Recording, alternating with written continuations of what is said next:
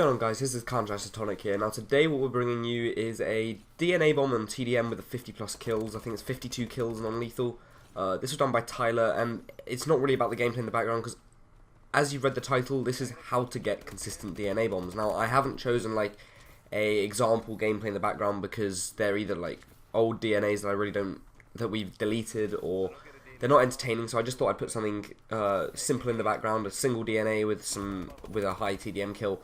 So I hope you will enjoy the gameplay. Now, today what I'm going to be talking about is getting consistent DNA bombs, and the difference between a DNA and a consistent DNA player is that a consistent DNA player will be aiming to drop 1 to 4 every hour or two. Like, you'll be aiming to drop like maybe 10 a day, 15 a day, that sort of thing. And pretty much a pub stomper is a consistent DNA player. A lot of people are now consistent double DNA players. Like, play for a day will get maybe 5, 10 double DNAs because doubles are pretty easy now.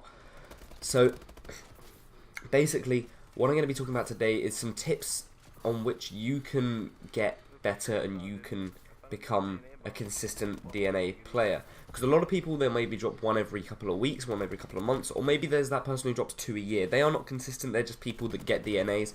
The consistent DNA players are people like us, people like Green Goblin, people like the Carnage players. Those are the kind of people that drop them very, very consistently and upload them pretty much every gameplay. So,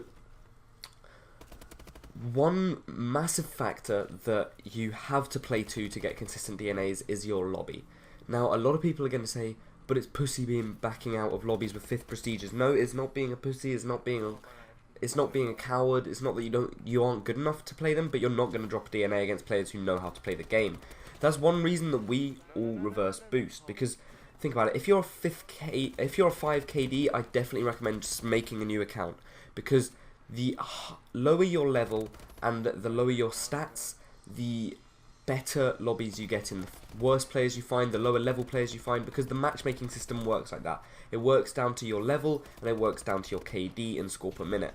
Which is why a lot of us pub stompers, we have very low KDs and very low score per minutes. It's not because we are bad, and it's not because we can't drop DNAs on good players. I've got DNA, I think 5 DNAs on a 2.5 KD account. Like, it's not that we don't drop them on that kind of KD, but it's just that to get them consistently, you really want to be playing the newbie players. You want a bad team and a bad enemy team. And to do this, you need a low KD, which is why a lot of players reverse boost. So if you haven't reverse boosted and you want to become a consistent DNA player, I definitely just recommend it. Obviously, it's now turned to the fact that you have to get God accounts because they've patched reverse boosting, but I'd still definitely say that your level is another thing that you really need to think about. So if you have a high KD and a high level, like a high prestige, definitely start a new account and try and make it as low a KD as you can. That will make the lobbies you find easier.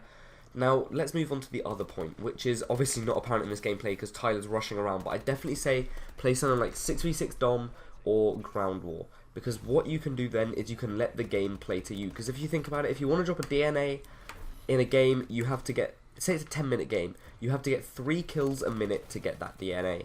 That's really not that hard when you think about it. Obviously, you'll probably get it a little bit faster than 10 minutes. If you have a 10-minute DNA, I wouldn't say you could be considered consistent, but you just have to let the game play to you. You have to use your surroundings, use your spawn knowledge, which I definitely recommend. Look at the spawns, look at other gameplays, look at where they're spawning on like triple DNAs, things like that, to really get an idea of where the spawns are so you know how to position yourself. Because that will really heighten your game, really make you a lot more aware, and just let the players run to you. Don't rush around the spawn unless you're going for fast DNAs. They're very different, consistent and fast. I'll talk about fast DNAs in another video, but for a consistent DNA, just simply play the game, let the game play for you. Let the players come to you and literally just take them out on cut-off points, on rush routes, on head glitches, things like that.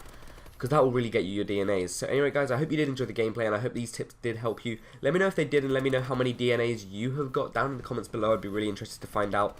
I hope you have a great day, guys. If we can try and aim for 60 likes on this video, it really means a lot. And if you want any more tips and tricks, then let us know if there's anything else you want some help with. So anyway, guys, I'll talk to you in the next one. Have a great day, and adios.